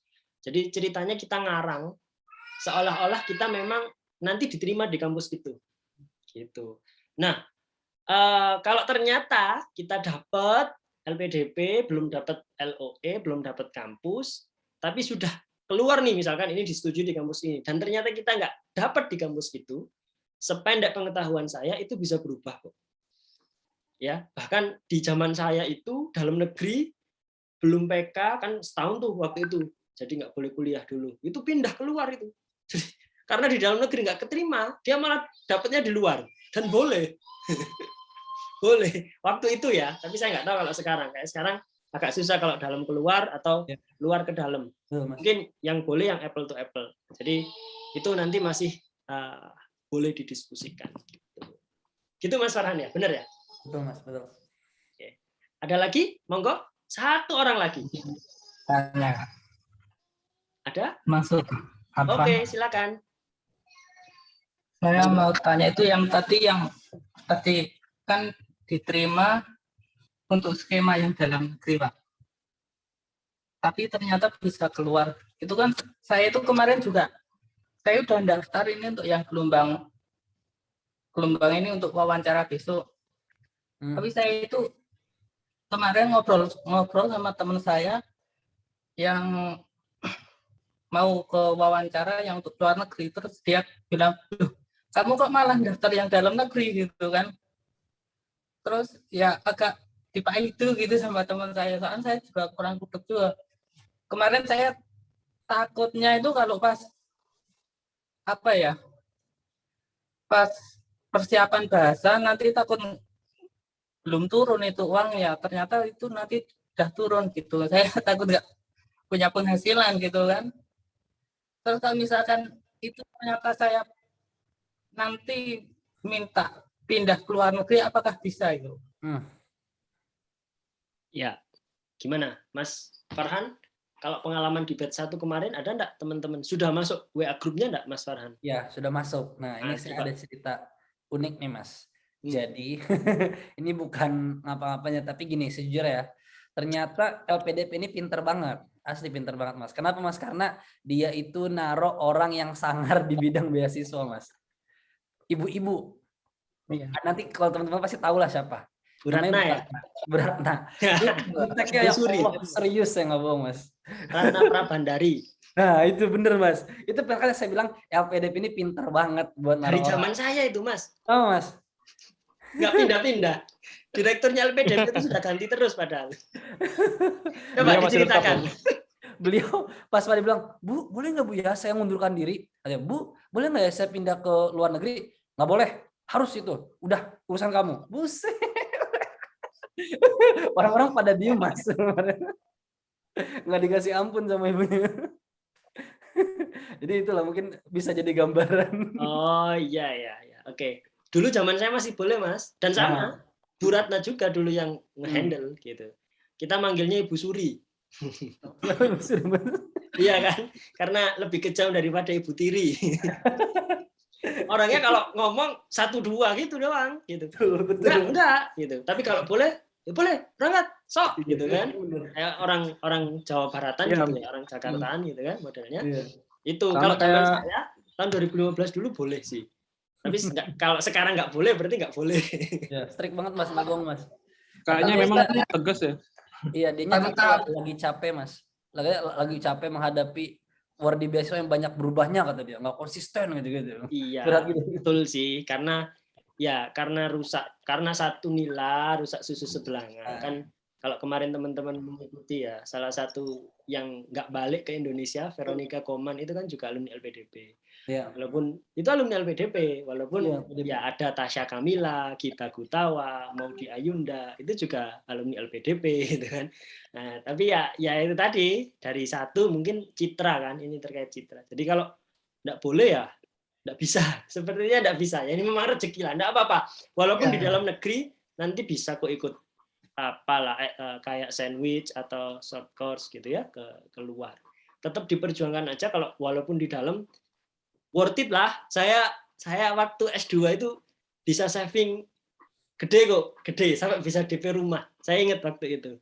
Jadi uangnya saya tabung, saya buat DP rumah saat menikah. Gede. Pantes. Ya, kalau curhat-curhat aja ini boleh banget ya Pak. Oh boleh, silakan. Ini saya kan juga sudah keterima gitu di Taiwan gitu, tapi sayangnya kampusnya itu nggak masuk list gitu yang untuk yang afirmasi gitu kan. Terus ya udah saya kalau mau daftar luar negeri, saya itu juga bingung gitu, takut kalau LO-nya nanti harus bayar dulu atau cari LO-nya bayar dulu gitu kan, nggak ada dana gitu kan. Ya udah saya mending dalam negeri aja dulu lah, tak turunin grade-nya gitu biar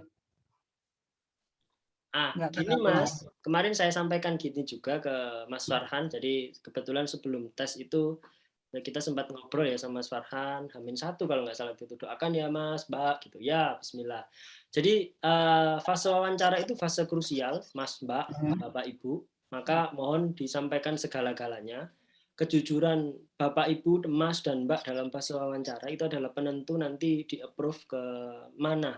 Saya memang bukan reviewer LPDP, tapi based on sharing dengan mungkin sudah ribuan awardee ya yang saya ketemu gitu ya. Saya sekarang juga tergabung di Mata Garuda, alumninya LPDP. Nah, itu di situ lebih krusial memang diwawancara dijelaskan. Jadi memang kalau sudah dapat LOE dan sebagainya, nanti mungkin bisa dikomunikasikan. Ya enggak apa-apa, namanya komunikasi. Toh final decision memang ada di LPDP, kita nggak bisa ngapa-ngapain kan, karena ini in case ya memang, jadi ada LOE di kampus keren, tapi ternyata kok nggak ada di listnya gitu. Wallahu a'lam, bisa jadi mungkin memang pernah ada kasus atau mungkin ya kita nggak tahu lah, karena jelas pilihan LPDP kan sudah dilalui dengan proses yang sangat cermat untuk memilih kampus mitra atau partner itu gitu. Jadi nanti disampaikan aja kalau fase wawancara. Wawancaranya tanggal berapa? tanggal 13 ini. Ya, oke, nanti ya, bisa. itu kan dibantu Deket sama Jumatan teman-teman. gitu ya, Mas. Gimana? Deket Jumatan gitu. Itu nanti biasanya sok molor-molor lah gimana ya? Aku takut nanti pas ada Jumat. On time kayaknya ya kalau LPDP ya. Mantap. On time ya. Oh, ya. Jadi selalu on time, selalu on schedule kok. Enggak, saya dulu juga waktu Jumat dan begitu Jumatan mereka break betul dan nggak ada kemudian mendolimi, bahkan waktu sholat pun break. Saya ingat waktu itu adzan asar, jadi di PKN itu di gedung aulanya tahun 2015 itu saya juga hari Jumat Mas, setelah asar itu saya derdek nih, ini jangan-jangan nggak boleh sholat asar nih, ternyata sholat asar dulu dan saya baru masuk sekitar jam 4-an gitu untuk Kasih snack juga Mas, zaman Apa? saya. Dikasih snack. Oh iya, Suruh sholat kasih snack. kalau luring Mas, tapi kalau daring masa dikirim ke rumah. GoFood. Ini duit negara, mending untuk beasiswa, jangan untuk snack-snack aja ya. Iya, gitu. Saya mohon maaf teman-teman, ini sudah jam 5:08 ya. Semangat ya Mas ya. Nanti kalau boleh itu Mas Anton mungkin karena dalam negeri ya, bisa di-share nomornya ke chat biar kalau boleh. Nanti mungkin atau bahkan ada grupnya persiapan pendampingan LPDP gitu ya. Nah, nanti biar bermanfaat. Pada intinya kami berkomitmen bahwa apa yang kami lakukan semata-mata hanya ingin mendapatkan ridhonya, mendatangkan kebermanfaatan gitu. Jadi terima kasih para narasumber yang sangat keren, jomblo visabilillah semua ini. Nah, kita doakan semoga pasca kampus atau ya sambil jalan nikah juga enggak apa-apa. Terima kasih juga buat teman-teman yang sudah hadir ya. Nah, kayaknya banyak juga yang dari non Bakti Nusa dan Yulit. Semoga bermanfaat sharingnya dan semoga mendatangkan kesuksesan serupa bahkan lebih ya. Kami insya Allah di sini sudah merasakan semua manfaat dari LPDP dan kami kembali mengabdi. Saya pun juga kembali mengabdi. Kita akhiri sesi sore hari ini dengan baca hamdalah bersama-sama. Alhamdulillahirabbil alamin. Subhanakallahumma wa bihamdika asyhadu an la ilaha illa anta astaghfiruka wa atubu ilaik. Saya mohon maaf kalau ada salah kata atau salah sikap. Assalamualaikum warahmatullahi wabarakatuh. Waalaikumsalam warahmatullahi wabarakatuh. Ya, monggo boleh. Dokumentasi dulu, Mas. Oh, dokumentasi siapa sih dokumentasi? Gak ngerti aku. Gak jago aku lek foto-foto ngono piye. Saya tanu ya, Mas. Iya, betul. Cocok gitu. Kok kapan-kapan tips menjadi juragan martabak. Kirimlah Jal ke sini. Iyalah bener. Ayo. Martabak kering ae. Ayo yang lain buka kameranya dulu, monggo. Ya apa dokumentasi nih, piye. Ayo. Pada belum buka kamera ini. Ayo, Fahmi, Mas Aziza, Mbak Aziza Fatma, Mbak Elmi dan teman-teman yuk. Elmi gak iso, sinyalnya elek. Kena buka kamera terlempar. 1, 2. Bentar, Ta. Bentar.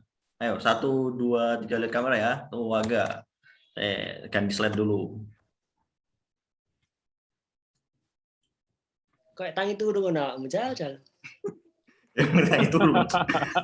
Oh. Ini kalau gak duwe bojong ini. 2, 3. Ya udah, makasih teman-teman. Oke. Saya live ya. Monggo ditutup.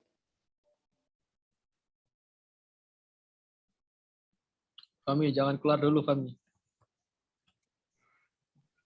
Yo. Siapa sih iki sing katik bagi undangan iki? Fahmi, Mas. Jadi ini arep anu Fahmi.